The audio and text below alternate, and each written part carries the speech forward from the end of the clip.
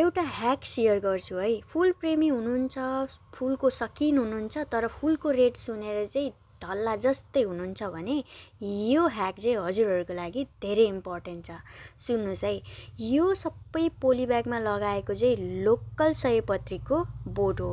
Local सयपत्री यति सानामा फुल्न पनि आँटिसक्यो भन्नुहुन्छ होला है, तर हो फुल्छ। कसरी फुल्न सक्छ त भन्नुहुन्छ भने चाहिँ अब कुरा चाहिँ के हो भन्दा यही सयपत्रीको बेर्नालाई चाहिँ हामीले आउँदो दसैँ तिहारमा फुल्ने हिसाबले हाल्थ्यौँ भनेपछि चाहिँ यो चाहिँ ठुलो ठुलो हाँगा भएर जान्थ्यो।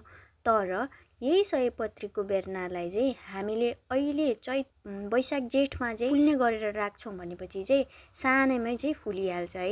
यो कुरा चाहिँ याद राख्नु होला र नेक्स्ट आउँदो दसैँ तिहार पछि चाहिँ अप्लाई गर्नु होला र आफ्नो घरलाई चाहिँ ढकमक्क फुलले चाहिँ सजाउनु होला। यो थियो मेरो आफ्नै पर्सनल एक्सपिरियन्स। कतिपयहरूलाई त थाहा पनि होला, तर कतिपयलाई थाहा नहुन पनि सक्छ। कसैलाई त अब फुलको एकदम सकिन हुनुहुन्छ र थाहा पनि छैन, केही पनि छैन भने चाहिँ एकदम इन्फर्मेटिभ थियो जस्तो चाहिँ मलाई लाग्यो है।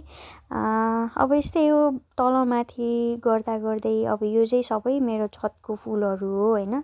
मलाई त के लाग्छ भने अब सपना देख्छु होला भने पनि म त फुलसँगै हुन्छु होला, फुलै किनिरहेको हुन्छु होला जस्तो चाहिँ लाग्छ है। फुलको त्यस्तो नसा बसेको छ कि मलाई अब फुल हेऱ्यो भने मन नपर्ने त कुरै हुँदैन।